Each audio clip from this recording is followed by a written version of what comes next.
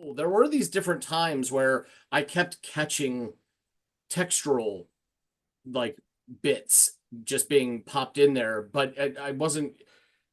I'm inclined to think that it was the violin all along, but I really don't know.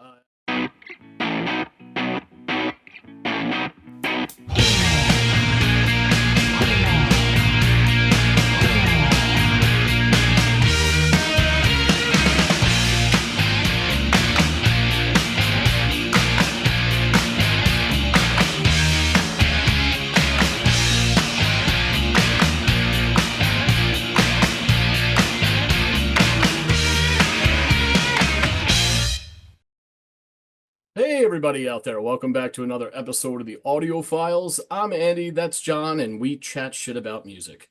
John, you're going to offer up a song for me to go off and listen to that we will chat shit about. Who is the artist and what is the track? You say. So the band is Long Fin Killie. Yeah. No, me neither. No. And the track is called the Lamberton Lamplighter. Jesus, say Just that 10 times fast. rolls off the tongue. It does, doesn't it? Oh, man. Well, the Lamberton Lamplighter by Long Kin Philly. Fin. Long Fin Kill, of course. Fin. I was just testing you. All right. Well, I think I've got this down. Let me go off and give it a listen, and I'll come back and give you my thoughts.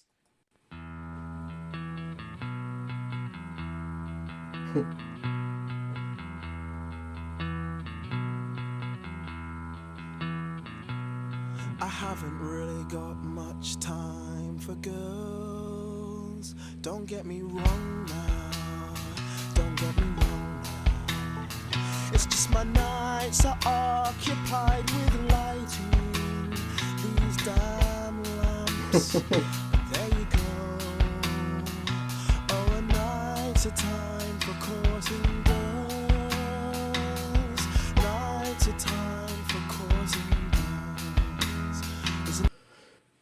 Interesting stuff. The way it begins, it kind of has this, I don't know, the first thing that came to mind when I heard that interesting bit of guitar work, it's simple but effective. It's got this kind of like slacker or nerd rock feel to it. It's quirky. It doesn't exude like, confidence or this kind of like you don't get this feeling of hubris from this kind of guitar motif. It's a little bit more introspective and, like I said, a little quirky. And then he comes in with a similar kind of voice, a bit timid. It sounds like somewhere between timid and naive. The kind of like inflection on his voice. There's not a lot behind it. You know what I mean? It's kind of more reserved. And I think all of that together makes perfect sense. And it, like I said earlier, is effective in how it sounds, especially if that's the mood they're trying to convey. But yeah, I like it. And for some reason, I have this haunting feeling that that's not going to last. And I don't know why. Like, because 5 minutes and 10 seconds, I don't think it can go the whole way through in like a one note fashion, if you will. So I'm going to pull this back and kind of see where we go from here, but I'm really digging it. Even that sort of like metronomic drum beat that's really just like rim or block hitting, like it's keeping time. I think I'm hearing a little bit of hi-hat or something else in there, but for the most part, it too is very simple and reserved. Again, all of these things complement one another and make for a fine tasting cocktail. I have a little bit of reservation about this, the idea that that's going to, be the through line the whole way through. So let's press on and see where we go. These damn lamps, there you go. Oh, a night's a time for courting girls. Night's a time for courting girls. This is interesting little plucking sound.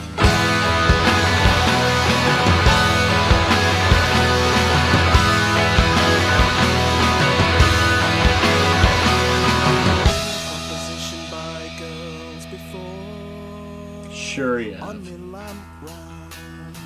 Oh yes, Well, there was the payoff. I should have just shut up and waited and it would have happened. But yeah, got really loud and bombastic there for a moment before kind of withdrawing into itself, back into this sort of meek state. And it's interesting subject matter, too, that fits this kind of sound.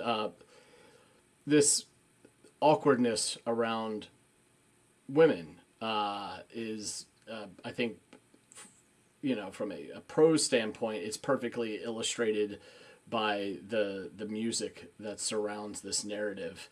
You can't let a good night out with a lady get in the way of your lamp lighting. That was one of the first things my father and older brothers taught me. So good on him for sticking to his commitments. But yeah, it's an interesting bit of prose thus far, where he's talking about what essentially sounds like his awkwardness around women. But yeah, we'll see where it goes from here. but I'm at pains to explain it's not my line of trade. Buying flowers and chocolate mice. It's just the thought of commitment totally wild. Fear of commitment. That old chestnut. Commitment's out of order, isn't it?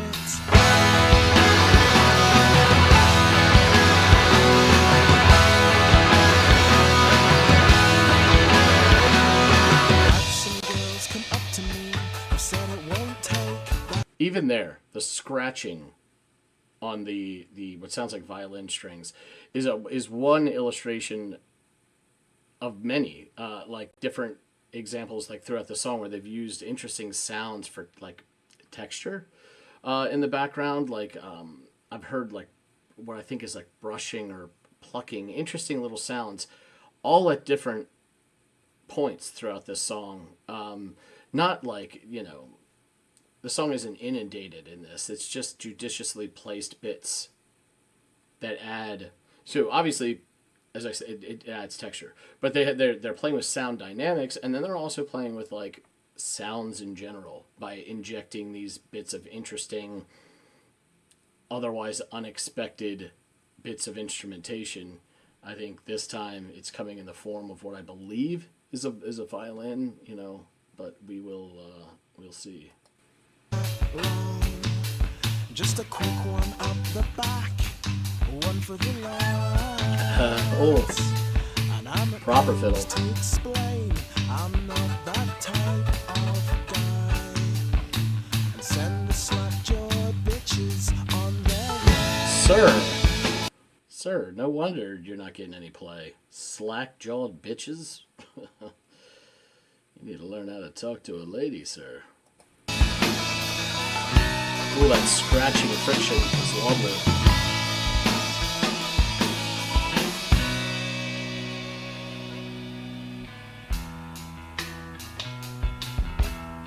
Back to this earlier motif, this verse, I think. I seem to have a lot more time for guys. Don't get me wrong now. That might explain it. Don't get me wrong now. There's nothing wrong with it. Good. It's just their wit and charm and conversation captures youth, and that's the truth. Okay. Oh, and use a time when cares traipse through. I love that. I've had some girls come up to me who said it won't take that long. Just a quick one up the back, one for the last. Ooh. And I'm at pains to explain I'm not that type of guy. Send the slack-jawed bitches on their way. Sir.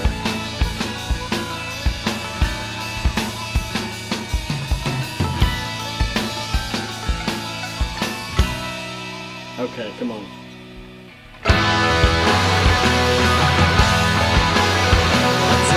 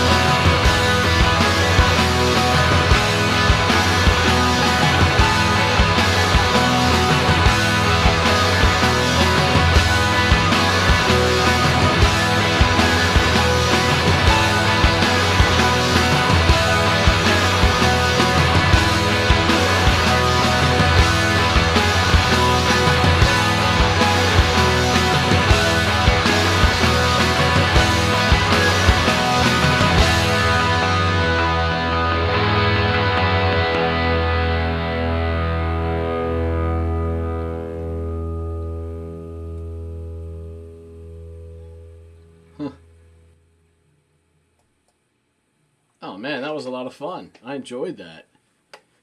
Yeah. So, don't want to seem repetitive here in my observations, but I really did love the dynamics. This idea of almost, I don't want to say suckering me into, because I do believe that was honestly the perspective of the narrator, but this sort of naive and meek delivery, and even some of the music kind of conveyed that as well. But there are these blasts of absolute cocksure confidence, with just the floodgates, or this dam breaking, and the drums and guitar just going at it. We had two glimpses of it, one smaller, or with more brevity to it, the other expanded. Hell, it even had a intermission, if you will, where the guitars kind of warble and come to an interesting crossroads for a little bit, where the bass shines, kind of keeping everything together before it launches into the second act of that. And that was illustrated in that minute plus there toward the end. That sounded great. The subject matter is really interesting, you know what I mean? Because at times I'm thinking, here's a guy who has this really odd job that's like an evening and or graveyard shift, where he's going around lighting lamps, and he's being propositioned by ladies of the night. And maybe that's why he has this interesting relationship with commitment, or reservations about women or something like that. But then, as I think it has to do with either awkwardness towards women, or just the odd history and dynamics between himself and members of the fair sex, it then, or even a fear of commitment, as he alludes to, then it turns into like, is this his coming out song? If so, that's totally fine. It's just an interesting way it all unfolded, and not exactly what I was expecting. I liked it though. It was very interesting. Like musically, it kind of kept me on my toes, and from a narrative standpoint, it kind of kept me on my toes. And I will say the violin / fiddle throughout this was really engaging. I love the way it just kind of like would constantly appear like this devil stroke angel on your shoulder, whispering little things in your ear as you're trying to focus on all the other things going on in the song. And it would come in different forms, and different sounds. All of them kind of did the same thing though, which was to like, psst, come over here, like kind of draw your attention away, and add these interesting bits of like darting notes, or frictious scratching, or just more conventional, folksy, bluegrassy kind of fiddle sounds.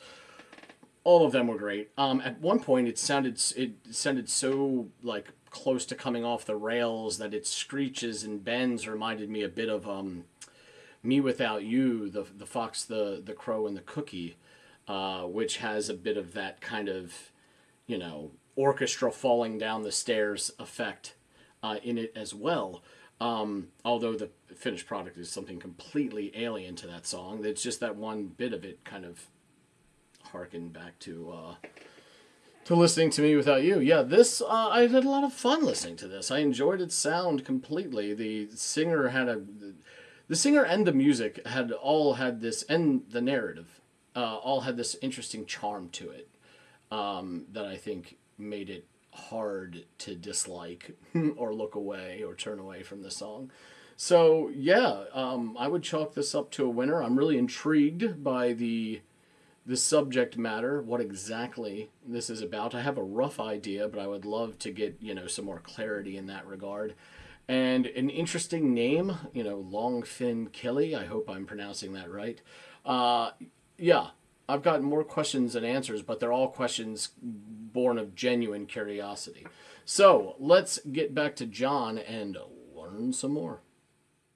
Spot 2, he's back. So you've had to listen to the Lamberton Lamplighter by Longfin Killie. What do you think of it all?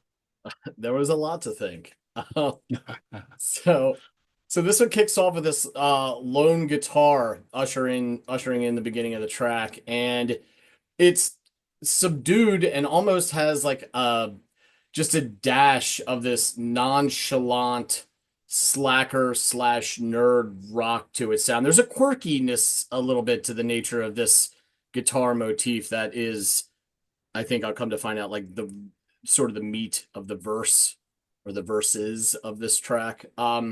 The singer joins in and wants us to know that he doesn't have much time for girls, but he reiterates twice that we shouldn't get him wrong. Like, okay, pal, you're overcompensating with repeating it twice, but all right. It's just that he is tied down with obviously the laborious obligation of lighting these damn lamps each evening. Sure, buddy. I've known some guys that have used that excuse. It only holds up for so long. Yeah. But sure, we'll blame it on the lamps. While he's delivering the first verse, the beat drops, and during this whole like I'm married to the lamp game situation, you hear these these like very metronomic clicks of either the rims or like of the drums or a block of some sort being used. I think you catch a little bit of hi-hat. There's some happening a little bit in there as well. I don't know exactly what's generating, but it sounds like it would be hi-hats to me. And don't get me wrong, this near minimalist approach is like perfectly appropriate, I think, for the sound that they've cultivated to this point. Everything sort of has this timidity about it, or this, I wouldn't say it exudes confidence. It's a little bit drawn in, right? Which again, piecing all of the things together to this point in the song makes perfect sense. And I'm really enjoying it.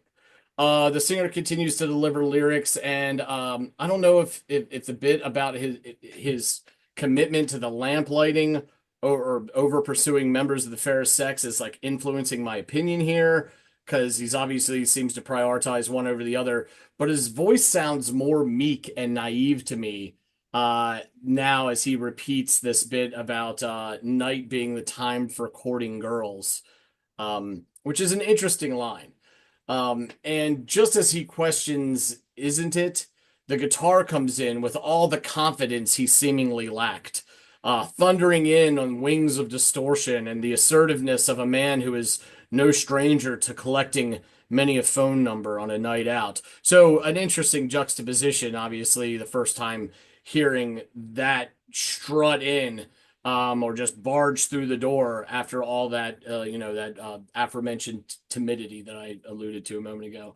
So this bombastic bit of guitar chord chopping and pounding drums is short-lived, however, and the song retreats back into the resigned motif from earlier. And back into the verse we go, and the singer tells us that he's been propositioned by women before, whilst on his lamp rounds. Which is, I mean, if you're going to be out there on a lamp, good luck fending all that off, because it's probably just throwing itself at you. You know what I mean? Instantly, I had this idea come to mind that those propositions likely came from, let's call them ladies of the night.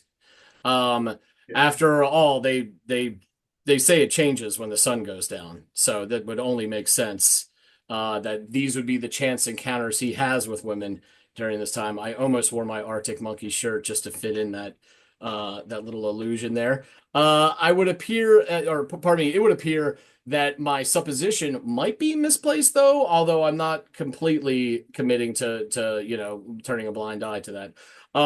As I think it now really boils down to his fear of commitment. He confesses that he isn't one for buying flowers or chocolate. Question mark, mice? What the fuck is that? I've heard of chocolates, chocolate hearts, chocolate bunnies when the season is appropriate, and other seasonal and holiday-esque accoutrements. What are we doing with mice here? Is that a thing over there? Like, Happy Valentine. Yeah. Chocolate mice is quite an old-fashioned thing. I think you used to get them. I can't remember seeing them for decades, but yeah, chocolate mice was a thing. It's old school. That's so wild. Okay, Yeah. cool. Yeah. Same as bunnies or whatever, it's just Yeah, except one are adorable and the other are usually a huge turnoff to most women and people in general. But yeah, okay, I gotcha. There's a chocolate mouse. Um, so yeah, it seems to be that he's got this fear of commitment for whatever reason. Again, buying flowers and chocolate isn't his thing.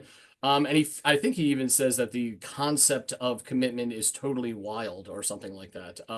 Which is, okay, that's a stance. Um, Again, this gives way to that short-lived bit of loud crashing guitars and drums, which then segues into this quiet motif with a bit of fiddle, pizzicato, and scratching bow work as well, which is a welcome bit of instrumentation and wholly unexpected. So I thought that that was really cool. There were these different times where I kept catching textural like bits just being popped in there, but I wasn't. I'm inclined to think that it was the violin all along, but I really don't know. I only come to that realization because I hear it prevalently here, and I'm assuming that it was filling in spots in other parts where it's a bit more ambiguous. But am I wrong there? It looked like you wanted to chime in. yeah. You wouldn't necessarily catch on first listen, but those bombastic bits you said with the guitar, Yeah, there's a bit of violin and cello in there as well, round it all out. excellent. Okay, cello. I didn't catch that. I will be listening to this again, spoiler alert, because it was interesting to me, and I knew that there was just enough things happening where you're not catching most or Yeah. all of it in one go. But what I did catch, and I really loved how it kind of just sat in this can, like it was just coming through this one speaker, this violin work, which is very like devil or angel on your shoulder, like "Psst, over here." And I liked that. It was just fun and playful. It kind of pulled you away from some of the other more forward bits of music in the track as a whole. Um, so now I'm back to thinking he might be being propositioned by prostitutes because now he illustrates some of the ways he was approached by these women whilst out lighting lamps. He dismounts the stanza with the line, and I'm at pains to explain I'm not that type of guy. I send the slack-jawed bitches on their way. Yeah, that's a great way to remedy your long-standing virginity. Like, yeah, let me just refer to all these ladies who are actually giving me a chance, prostitute or not. Let me just call them all slack-jawed bitches. That doesn't work, man. Doesn't work. Learned that about 14 years old. So let me pass on that little nugget of information to you if you're listening, singer. But I should put a pin in that because I think we're about to get a major revelation in the way of his proclivities. Um, so Oh yeah. yeah, yeah. So these interesting choice of words in that stanza. Yeah. So after this bit, we get this interesting transition where there's screeching on the strings in the background as the drums sound like they're fighting gravity to shuffle along. Like the drummer's arms got incredibly heavy. So you're kind of trudging for a couple seconds. But ultimately, it comes to a very temporary stop as if, defeated by exhaustion. And this fleeting pause in action is broken up by a return to that verse motif for a third and final time. So I think the singer's having a coming out party in the third verse. And to be fair, I'm not trying to get him wrong now. In fact, there's nothing wrong with this singer. It's fine. I don't need know if you needed to call women bitches on account of this being your situation, but nonetheless, here we are. So more power to him for being his authentic self and coming out here in the third verse. He sings of the wits of man and their charms and conversation and how their command of these things somehow captures youth. I think that's just his perspective. I don't know how you could ascribe that to any one gender or anything like that. Like I've met plenty of charming women and men, and conversations with both have been varying degrees of shit or wonderful. So, whatever. That's his truth. I'll let him live with it. I don't want to ruin this guy's coming out party here at the end of the song that he's put together. So, also, there's this really interesting sound being deployed as he sings about traipsing free, and that line alone is enough to seal the deal on my supposition. I have no idea what that sound is, but it's super, super interesting. It's like this it's almost like staccato punchy. And it might be more string stuff happening, but it's really, really cool, and I liked it a lot. So we're back to this fiddle-laden bit of the song, soaked in a bit of the static as well. It sounded like I was catching, added for good measure. And again, he finds himself fending off the advances of women. This bit ends in another one of those kind of awkward pauses, but as expected, I must say, looking at the timestamp and the amount of real estate we had left, uh, the song picks up from here with this gusto rather than retreating back into another verse.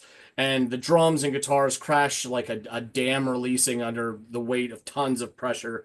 And there is even more of that fiddle work for good measure. So this goes on for a little over a minute, and it even has a bit of a reprieve in the middle where the guitars kind of retreat to this warbly, bendy sound, which creates space for the bass to kind of carry the mantle of, you know, the leader of the song at this point, for lack of a better phrase, before again the guitars come back in and the drums become forward again, and it soars into the second act of this prolonged, you know, instrumental bit. And then it comes kind of as calmly as it can from this calamitous state into a smooth landing. So, yeah, I really enjoyed the playful sound dynamics in this one, shifting from timid to roaring throughout, which is, you know, I know they do it before the most integral verse in the song, but it's brief. And I think that the last portion of it could easily be interpreted as this guy, the freedom that comes with being your authentic self, being like, this is who I am, this is what I prefer, I don't give a shit.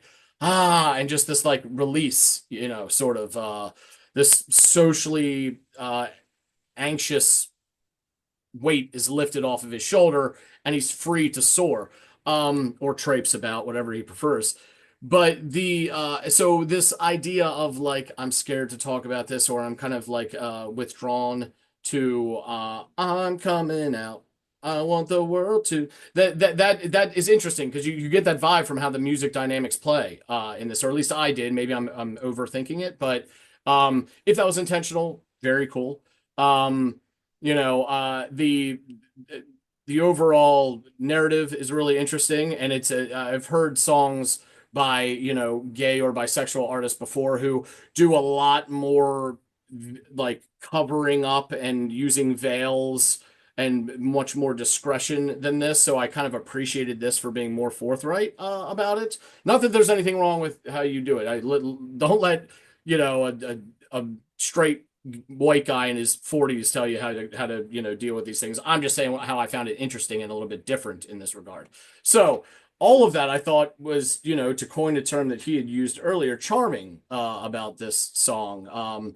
And the play with dynamics and sound textures with those, now I know for certain, kind of string driven instruments providing these little distractors or bits of interesting, you know, points of difference in the song, rather than creating this sort of this cut and paste feel throughout it. So yeah, I enjoyed it a lot. I would and will definitely listen to this again. But as we kind of understood from the moment jump in this video, I don't know a damn thing about these guys. I've never heard the name before. So tell me more about them and this pretty interesting track that you've given me here. Will do. Thanks for listening to this. It's very interesting. The lyrics in particular are clever and open to interpretation to a certain extent in terms of intent. I think the drive of it, the narrative drive, is pretty clear. But yeah, where it's coming from, etc., is really interesting. So yeah, Long Fin Killie were a Scottish band formed in 1993. And they're known as indie rock and post rock. I really like, just aside from that, one of the reasons I picked this, there's like two songs of theirs that I really like. This is one of them. It's almost like with the stringed instruments, it's like a folksy take on Quite Loud Quiet from Pixies or whatever. Yeah. But it's this folksy sort of turn instead, and there's a bit more pregnant pausing and stuff and crashing. It's just a really interesting way of doing it. And yeah, this is from 1994, so it's just a bit after that and just after the grunge hit and all that sort of stuff. So, right, anyway, they consist of Luke Sutherland, vocals, violin, guitar, mandolin, bouzouki, saxophone, hammer dulcimer, thumb piano, it says, etc. So all of the instruments. Yeah, I was gonna say Colin, you gotta love a good thumb piano. It does a good yeah. shine in the They do music. sound a bit spooky, don't they? It's, you're getting towards that Silent Hill sort of soundtrack Yeah, here, yeah. you know. Colin Greig, electric and upright bass. David Turner, drums, percussion, and Philip Cameron, electric guitar. And there's an additional member, Keith McEwen, drums, percussion, who joined a couple of years later after this. So Sutherland is the main guy. He was previously in a band called Fen, with two N's, based in Glasgow, who played many support gigs for other bands, including supporting Ride and Catherine Wheel. And the name Longfin Killie comes from a family of ornamental freshwater fishes known as killie fishes, noted for their interesting drought survival and reproductive habits. Mm. So, as you may gather, all the members of the band are highly trained, enabling them to create complex, atypical music, which usually featured hypnotically bowed violins, stroke cellos, jazz-influenced drumming, and meandering ambient passages as well. There's some really interesting stuff. Okay. This is one of the more straightforward. There's a great track called Who. I'll get into that in a bit. But yeah, All Music cited them as having staggering levels of musician talent. And the vocalist, Luke Sutherland, often delivered his cryptic, highly literate lyrics in an androgynous falsetto voice. It sort of gets higher and higher as the albums go on. So the debut EP, Buttergut, was released in 1994, with the debut album Houdini following a year afterwards. So this is a Butterbelly.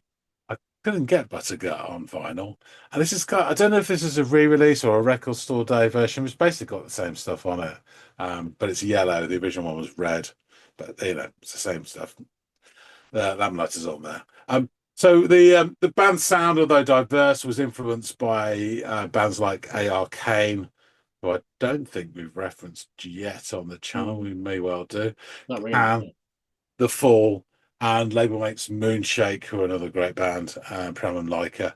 Mark E. Smith of The Fall contributed, it says here, guest rants to the song The Heads of Dead Surfers, which, yeah, that's the next one I'm going to give you, which appeared on a 1995 EP the same as well as on Houdini. So the review for the album, which this is on, called Houdini, from AllMusic, says, though every bit a drop-dead impressive debut, Houdini suffers only from Longfin Killie trying to say and do too much. Running at a stifling 64 minutes, the album comes across as a band who doesn't know whether or not they'll be entering a studio ever again. Jerky rhythms and random time signatures that fuse the angularity of an early XTC with the intricacy of King Crimson run roughshod throughout, accented with classy ethnic flashes. Luke Sutherland's voice is so soothing that you can lose track of what he's going on about. But once you actually hear one of his lines, it's hard not to be drawn in. A well-rounded lyricist, Sutherland spins a tale of a promiscuous lamplighter who prefers boys to girls on one tune, the Lamberton Lamplighter, and handles obnoxious male behaviour on another, Love Smothers Allergy. Yes, so they were like well received by the critics, but no commercial success whatsoever. We'll get to the lyrics, which are full of humour. And it's one of these, well, I love it, these sort of unreliable narrators where you're not quite sure if he's telling the truth to you or himself. Yeah. And how much he is coming out and how much is... but, you know, there's some great tone in this. And, you know, there's that slackjaw bitch is real... It's a catty sort of quote. And you can picture the guy. Yeah. And, I mean, I don't know why he picked on it, but Lamplighter is such an old-fashioned thing. But then one of the things that a lamplighter does is, trimming the wick, which could easily be a euphemism. But anyway, yeah. So I haven't really got much time for girls. Don't get me wrong now. Don't get me wrong now. It's just my nights are occupied with lighting these damn lamps. There you go. When nights are time for courting girls. Nights are time for courting girls, isn't it? Yeah. Comes back in. Oh, I've been propositioned by girls before on me lamp rounds. Oh, yes, I have. But I'm at pains to explain it's not my line of trade. Rough trade. Buying flowers and chocolate mice. It's just the thought of commitments totally wild.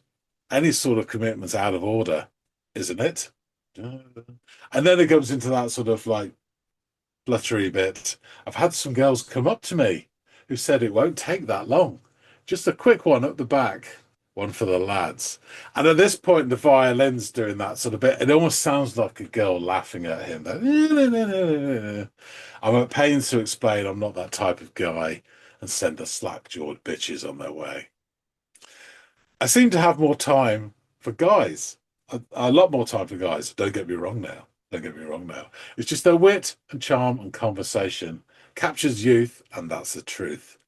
Oh, in youth's the time when cares traipse free.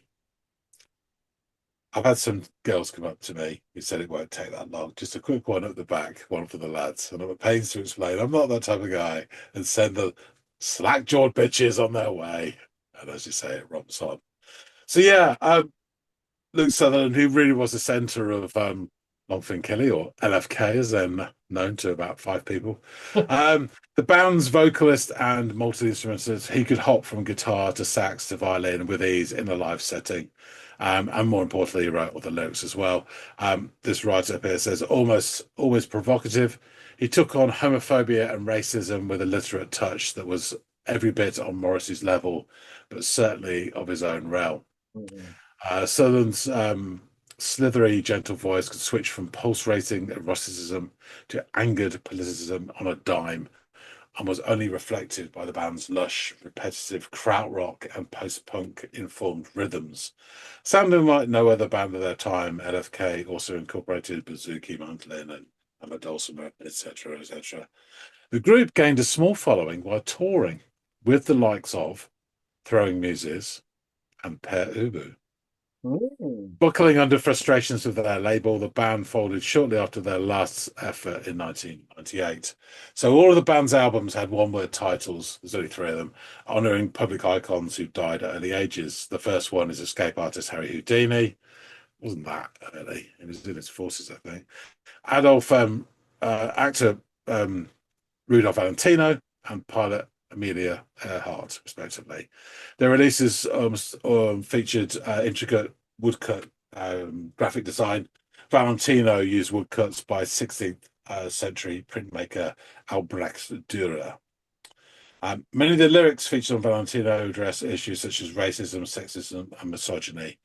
In a 1996 interview with Lollipop magazine, when asked about the repetition of certain lyrical phrases, Luke Sutherland explained, it's sort of a continuation of the music.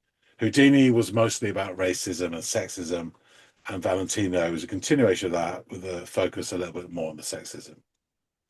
So as I said, the band received widespread critical acclaim, but little to no radio play. Although they did do the tour in 1996 version of Lollapalooza as part of its second stage, supporting their second album, Valentino. While driving from Sweden to Norway in late 96, the band's tour bus was involved in a major accident on a patch of ice, causing Sutherland to suffer a collapsed lung, broken ribs and collarbone and other injuries. So while he's recuperating from the crash, he began writing his first novel, Jelly Roll. The album after that, Amelia, 1998, featured songs that were shorter and more conventional, but it proved to be their last album, and the group disbanded shortly afterwards. Too little mainstream notice, it says here. Following the band's breakup, its former members moved on to other projects. Sutherland helmed the slightly more accessible group Bose, which released its albums on Too Pure. Sutherland now lives in London and has written the novels Jelly Roll, in 1998, described as vaguely autobiographical. Sweetmeat in 2002 and Venus as a Boy in 2004. He has also played violin with fellow Scottish band Mogwai. After Bose and Long Finn Kelly, he also played in Music AM, and he is currently a member of the band Rev Magnetic. Greg now lives in Stockholm, Sweden, and runs the independent record label Coco Hippo. He also performs his own music under the moniker Wilmer Cakebread. Yeah. Turner lives in London and records his own music under the name Disco Haircut Astronaut. And Kenneth McEwen published a post-apocalyptic novel, Ghosts of Yule, in 2008, and he now lives in London with his wife, family in England, with his wife and family, making solo electronic music. So there you go, a little sort of brief career of this band, really interesting. I think I prefer their first album. It's a bit more angular and just more interesting, but there's no doubtfully great stuff on the other two as well. So I will probably give you that other one with Marky Smith's rants in it. Yeah. Really interesting. Please really do. Interesting. So yeah, Long Finn Kelly. And as Michael Caine never said, not a lot of people know that. So yeah, thanks for listening to this. Thanks it's interesting and really interesting lyrics as well. He's a clever guy. But yeah, real interesting take. So I'll wrap things up. Folks out there, tell us what you think. Please hit the like button if you like this and drop some comments. Anyone else probably knows a bit more about Long Finn Kelly than me. Other tracks that you may want to funnel our way, please drop a line. We'd love to hear from you. If you haven't subscribed already, please do. And all the wonders of the world will come your way. Don't get me wrong now. That being said, thanks so much for watching. And we'll see all of you on the next episode of the Audiophiles. See you later, guys.